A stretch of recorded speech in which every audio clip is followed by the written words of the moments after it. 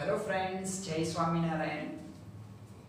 Last time આપણે કુલમનો નિયમ જોયો હતો અને આજે સુંદર મજાનો ટોપિક પરાવૈદ્યુતાંક આપણે ભણવાના છીએ। ધ્યાન આપજો, બહુ જ સુંદર ટોપિક છે। હવે બેટા યાદ કરો, કુલમના નિયમમાં આપણે શું ભણેલા હતા કે સર કોઈ બે વિદ્યુત ભાર છે, ધારો કે Q1, બીજો વિદ્યુત ભાર છે સર Q2, Q1 વિદ્યુત ભાર અને Q2 વિદ્યુત ભાર।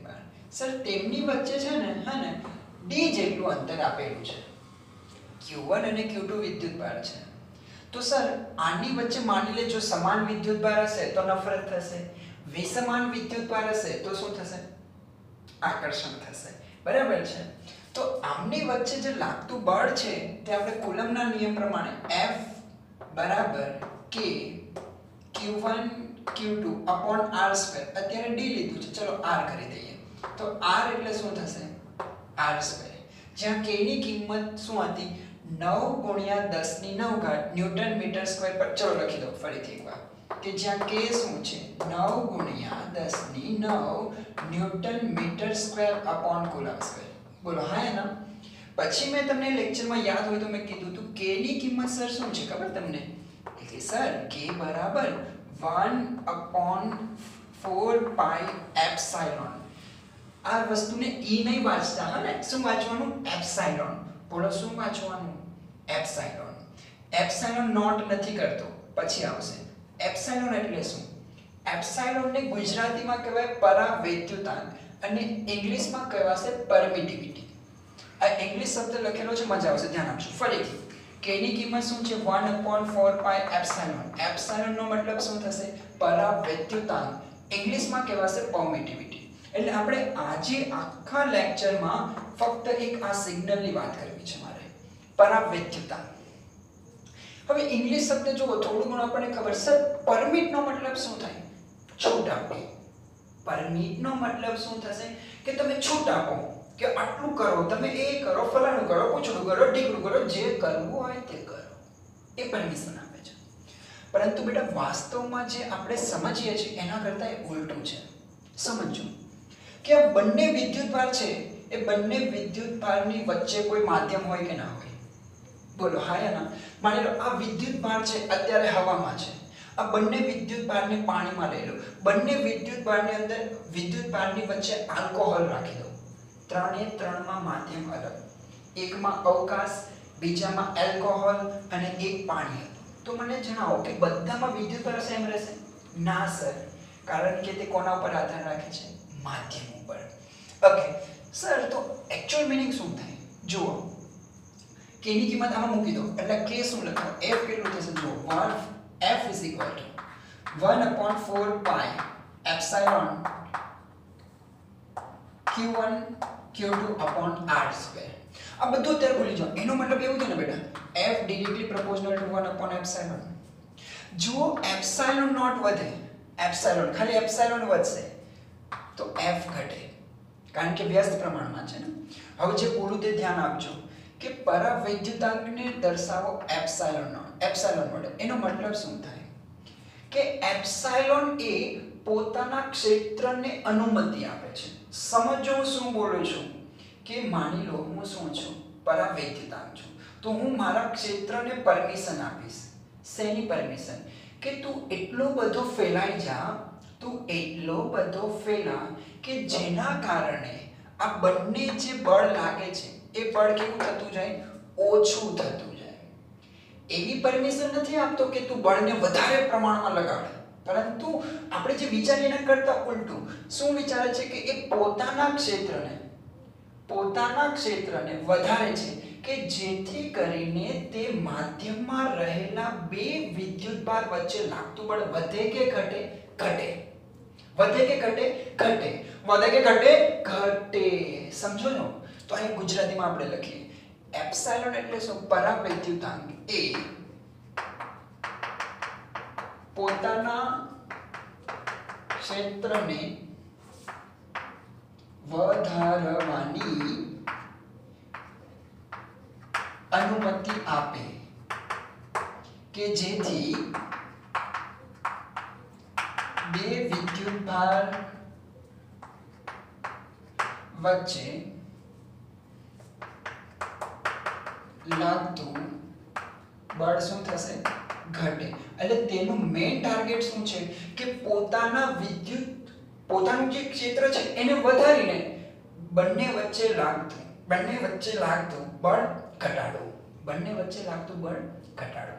એ વસ્તુને કહેવાય પરાવૈદ્યુતાંક. ફરીથી કે એ પોતાના ક્ષેત્રને એટલી બધી વધારવાની અનુમતિ આપે કે જેથી બે વિદ્યુતભાર વચ્ચે લાગતું બળ ઘટે. હજુ હમણાં સમજણ પડે, હું એક્ઝામ્પલ લઈશ. જુઓ, અને તમને વાત કહું કે જો માધ્યમ તરીકે આપણે કોઈ અવકાશ લઈએ, અવકાશ ચલીએ. અવકાશ હોય એટલે વેક્યુમ હોય, એર, હવા. તો આ વસ્તુને છે ને એપ્સાઇલોન નોટ કહેવાય. આ માધ્યમ જ છે, બરાબર? સર શા માટે માધ્યમ? આને તમે એપ્સાઇલોન નોટ કહો છો. Just minute. કે જેની કિંમત 8.85 ગુણ્યા 10⁻12. યુનિટ જોઈતો હોય તો શું કરવાનું? k નો યુનિટ હોય એનો વ્યસ્ત કરી નાખવાનો. એટલે આ ઉપર જશે, કારણ કે k એટલે શું? આ અહીંયા જશે. જો આ યુનિટ કરાવો, બરાબર છે? k બરાબર 1/epsilon. એપ્સિલોન એટલે શું થાય? 1/k. k નો એકમ લખો. શું છે sir? Newton metre square upon coulomb square. ઉપર જતો જશે તો c સ્ક્વેર n -1 m -2. હવે ધ્યાન આપજો બેટા. અવકાશ, હવા, એનો મેં એપ્સિલોન નોટ લીધો. શા માટે ખબર? કારણ કે હવા છે ને કોઈ પણ વિદ્યુત ભારને જો હવામાં એટલે કે અવકાશમાં રાખો ને તો તેમના વચ્ચે લાગતું બળ મહત્તમ હોય. કેવું હોય? મહત્તમ. પરંતુ તે બે વિદ્યુત ભારને જો પાણી, હવે તમે એક જનરલી યાર વિચારો, સ્વિમિંગ પુલ છે પરંતુ પાણી નથી. હું તમને દોડવાનું કહું, દોડીને અહીંયા જતા રહેશો, 5 મિનિટ લાગશે પહોંચતા. પણ એમાં પાણી ભરી દો અને પછી દોડવાનું કહું તો તમારે આવી રીતે લખવું પડશે, આવી રીતે આગળ જશો એટલે 10 મિનિટ લાગશે. તો મને કહો બીજામાં વધારે ટાઈમ લાગો. કેમ? કારણ કે સ્વિમિંગ પુલમાં જે પાણી હતું એક માધ્યમ છે જે પોતાને શું કરે છે? વધારવાની અનુમતિ આપે કે જેથી તમારી ઝડપ વધે કે ઘટે? ઘટે. તો એવી જ રીતે અહીંયા પણ માધ્યમ છે એ વિદ્યુત ભારને જે બળ લાગે છે એને ઘટાડવાનું કામ કરે. તો એનો મતલબ આ જેટલું વધારે હોય એટલું બળ ઘટે, બરાબર છે? તો હવામાં સૌથી વધારે બળ હોય એનો મતલબ સૌથી ઓછું પરાવૈદ્યુતાંક શેમાં હોય? અવકાશમાં. પાણીમાં લો તો પરાવૈદ્યુતાંક વધારે માટે બળ ઓછું. પછી હની મધમાં આપણે રાખીએ તો બાપરે એ તો બહુ જ વધી જાય, તો પરાવૈદ્યુતાંક બહુ વધી જાય, તો તેમની વચ્ચે લાગતું બળ ખૂબ જ ઘટી જશે. સમજણ પડે કે નહીં?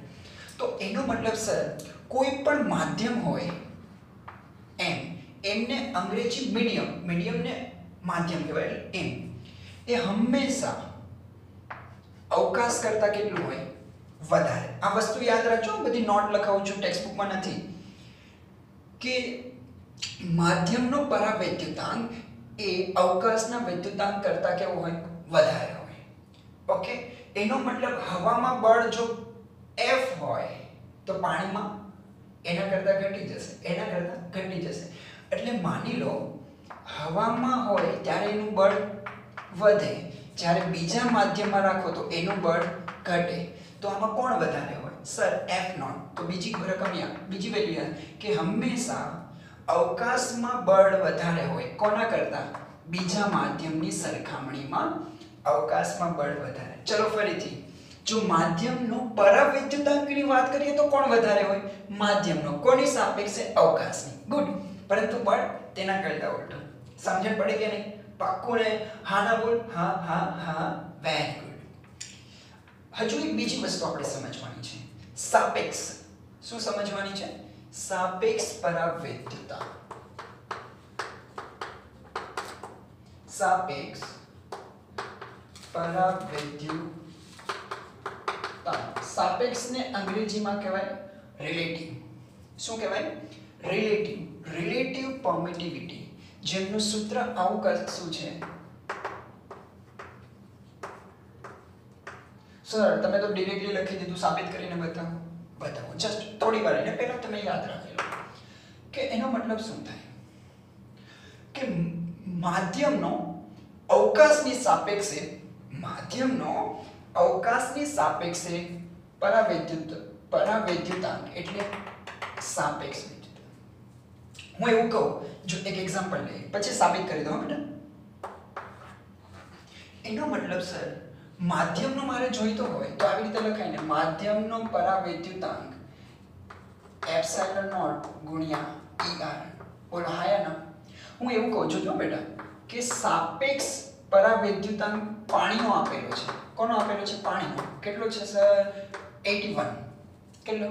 81. આનો મતલબ શું થયો બેટા કે સર એનો મતલબ માધ્યમનો પરાવૈદ્યુતાંક છે તે પાણી કરતા અહીં મૂકી દો 81 ગુણ્યા એપ્સિલોન નોટ. એટલે મુક્ત અવકાશ હોય તેનો પરાવૈદ્યુતાંક સૌથી ઓછો. જેમ અલગ અલગ માધ્યમ આવે એમ વધી જાય. એટલે એનો મતલબ તમે જે માધ્યમ વાપરેલું છે એ અવકાશની સાપેક્ષે કેટલા ગણો વધારે છે? 81 ગણો વધારે. હવે 81 ગણા વધારે હોય તો મને કોઈ બળ વધે કે ઘટે? ઘટે. કેટલામાં ભાગનું? 81માં ભાગનું. જો મેં કેલ્ક્યુલેશન નથી કરતો તો બી આવે છે. એ પણ તમને પણ હું કરાવીશ. ચલો હજુ એક એક્ઝામ્પલ કે જો સાપેક્ષ પરાવૈદ્યુતાંક કોઈ ગ્લાસનો આપેલો છે અને માની લો એ 8 આપેલો છે, તો આનો મતલબ શું થાય કે તે માધ્યમનો પરાવૈદ્યુતાંક એ અવકાશની સાપેક્ષે કેટલા ગણો? 8 ગણો છે. હવે માની લો એવી જ રીતે કોઈ તરલ પદાર્થનો આપેલો છે, એ પણ આપેલો છે માની લો 7, તો એનો મતલબ શું થયો કે માધ્યમની સાપેક્ષે કેટલા ગણો વધારે છે? 7 ગણો. સમજો બેટા, આટલી વસ્તુ ખબર પડી ગઈ. ચલો આટલું હું ઇરેઝ કરું છું. હા ચલો અહીંયા ધ્યાન આપી દેજો.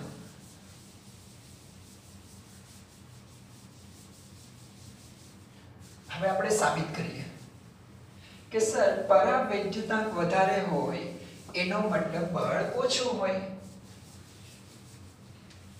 ઓકે,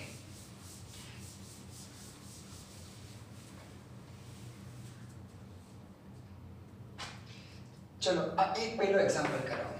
તો એ બળ કેટલું હશે હું તમને કહું બેટા, ડિરેક્ટલી કહું છું કે એ બળ 81માં ભાગનું હશે. સોરી, કેટલામાં ભાગનું હશે? 81માં ભાગનું હશે. બોલો હાયા ના. કે માધ્યમના કારણે કે જ્યારે હવામાંથી કોઈ માધ્યમમાં મૂકો છો, કયા માધ્યમમાં? પેલા માધ્યમમાં કેટલા ગણો થઈ ગયું? 81 ગણો થઈ ગયો. સમજણ પડે?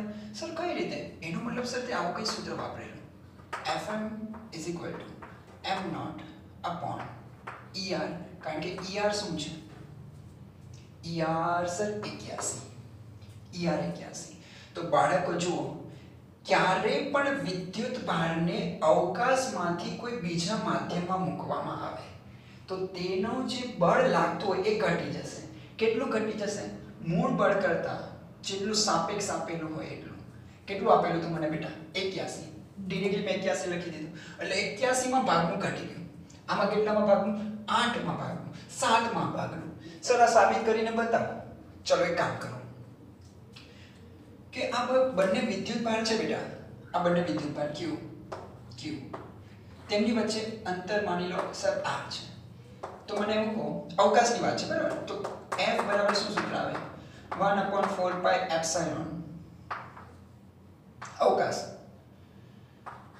Q1 Q2 upon R². હવે આને આ જ વસ્તુ તમે શેમાં મૂકો છો? પાણીમાં. ચલો આપણે પાણી પણ રાખી દઈએ. आज ब्लू है पानी पानी पानी पानी. वाव वाव वाव. चलिए હવે આ જ વસ્તુને તમે અહીંયા રાખો છો. ધ્યાન આપો બાળકો.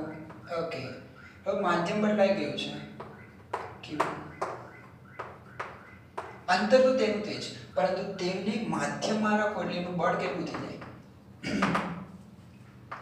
1/4 pi. માધ્યમ એટલે બરાબર છે Q1 Q2, અંતર તો એનું એ જ છે. સમીકરણ 1 અને 2. હવે સમીકરણ 1 ને 2 વડે ભાગતા, સમીકરણ 1 ને સમીકરણ 2 વડે ભાગતા, ચલો સમજણ પડે. હવે જો ડિરેક્ટલી કરું, હું એમ કહું ને બેટા 4 પાઈ તમારે કહેવાનું કેન્સલ. 4 પાઈ cancel. Q1 cancel. Q2 cancel. પછી સર હું R² કેન્સલ. તો શું થશે જોજો બેટા, F upon Fm is equal to શું બચે છે ઉપર 1 upon epsilon naught. અહીંયા શું બચે છે 1 upon epsilon medium. છેદનો છેદ અંશમાં, અંશનો છેદ છેદમાં. સમજણ પડી? ઓકે, એટલે આ ભૈલું આવશે નીચે, આ ભૈલું જશે ઉપર. તો F upon Fm શું થઈ ગયું m upon આ સૂત્ર યાદ આવે? હમણાં થોડી વાર પહેલા જ કરાવેલું હતું. આને શું લખી શકો બેટા? સર એને તો મારે સરસ મજાનું લખી શકો. બોલો, મીડિયમ નો એની સાપેક્ષે તમારે સૂત્ર કરવાનું છે આ, અને આ તમારું જે છે એ મીડિયમ. આને 0 કહી દો, બરાબર? આને 0 કહી દો. ચલો 0 હાજી 0. બોલો હા ને? તો મીડિયમ એટલે આ તમારી શું થઈ જશે સર? બે જ મિનિટ બેટા. F નોટ એટલે અવકાશમાં, માધ્યમમાં, અને આયા થઈ જશે ER. બોલો હા ને? તમારે શું જોઈએ છે? માધ્યમમાં કેટલું બળ લાગે તેટલું. તો આ માધ્યમમાં કેટલું બળ લાગે છે એને જવા દો અહીંયા, આ પહેલું ને જવા દો અહીંયા. તો કામ થઈ ગયું આપણું બેટા. Fm બરાબર F નોટ upon ER. જો ડિરેક્ટલી સમજણ પડે છે બેટા? આ તમારું સાબિત થઈ ગયું. ખબર પડી? તો તમને જો ER આપેલો હોય તો ડિરેક્ટલી તમને ખબર પડી જશે કેટલામાં ભાગનું થશે 81. આ તો સિમ્પલ કેસ હતો. હવે હું તમને થોડું ઉલટાવું છું. ઓકે બેટા? હવે ધ્યાન આપો, હું શું કરું છું ધ્યાન આપજો. કે કોઈ પણ બે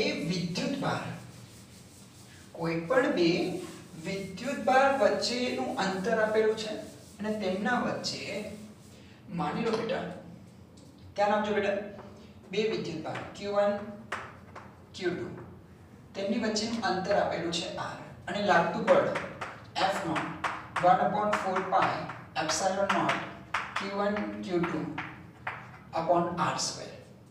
હવે આને કોઈ માધ્યમની અંદર હું મૂકી દઉં છું. ફરીથી આપણે ચલો એક કામ કરો, પાણી રાખીએ. ને એવું નહીં, આલ્કોહોલ રાખીએ. Q1 Q2. હવે જો બોલું ધ્યાન આપો, હવે જો આ માધ્યમને આલ્કોહોલ એટલે કે દારૂમાં રાખવામાં આવે તો આની વચ્ચે જે લાગતું બળ છે તે મૂળ બળ કરતા છઠ્ઠા ભાગનું થઈ જાય. કેટલામાં ભાગનું? છઠ્ઠા ભાગનું થઈ જાય. તો તમારે લોકોને શું ફાઇન્ડ કરવાનું છે? સાપેક્ષ પરાવૈદ્યુતા. બરાબર છે? એ જ મેથડ. ચલો સર, માધ્યમમાં કેટલું 1/4 પાઈ એપ્સિલોન ગુણ્યા Q1 Q2 upon R². શું કરું બેટા? સમીકરણ 1 ના છેદમાં સમીકરણ 2. તો F0 upon Fm, okay, is equal to શું થશે? કેન્સલ છેદનો છેદ અંશમાં, એટલે આ હમણાં જ આપણે કરી ગયા છે. આની જગ્યાએ શું મૂકી શકો?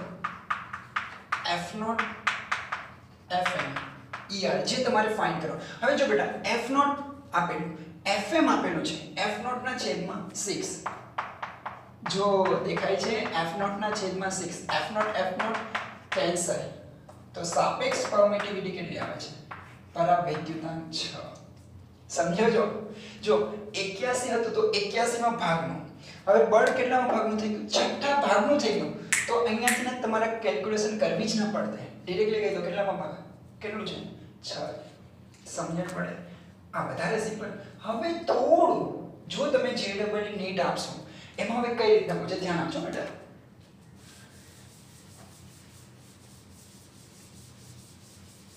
કે માની લો થોડો ટ્વિસ્ટ કરું છું, વધારે નહીં, થોડું. જો એટલું, એવું કેટલું? એટલું. તો ફરીથી Q1 Q2 અંતર આપેલું છે R. આ માની લો હવા છે, હવે આપણે એને પાણીની અંદર રાખીએ છીએ. ક્યાં રાખીએ છીએ? પાણી.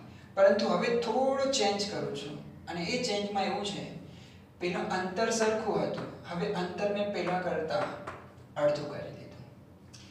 પેલા વિદ્યુતભાર વચ્ચે લાગતું બળ તમને ખબર છે, F0 1/4 pi epsilon naught q1 q2 r².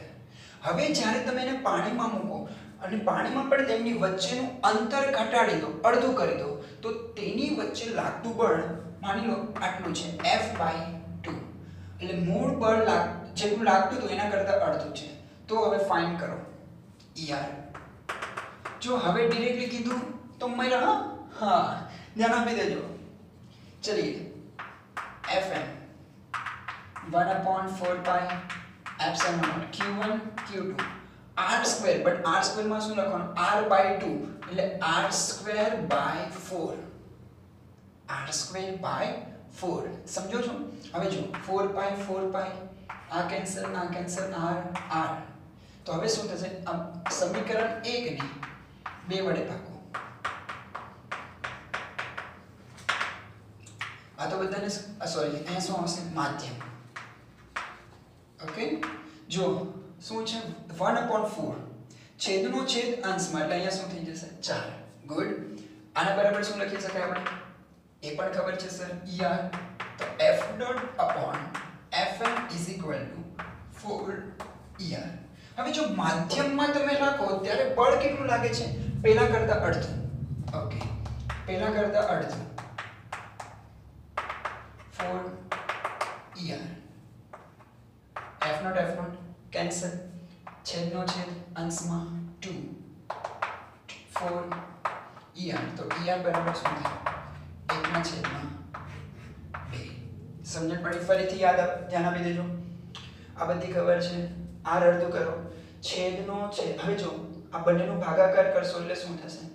1/ε0 1/4m, છેદનો છેદ અંશમાં, આ છેદમાં ER થશે 4r. બળ કેટલો આપેલો છે? પેલા કરતા અડધું થઈ જાય છે. અડધું, છેદ કેન્સલ, છેદનો છેદ અંશમાં 4 નીચે આવશે. હાજી, તો 4 સોરી 2 દુ 4, 1/8. એટલે તમારું સાપેક્ષ પરાવિદ્યુતાંક કેટલો આવે છે? 1/2. સમજણ પડી? તો આ વસ્તુ છે કે એની કેટલી બધી જરૂરિયાત છે અને શું એનો ઇમ્પોર્ટન્સ છે, આજે આપણે એના વિશે વાત કરી. Thank you friends. જય સ્વામી.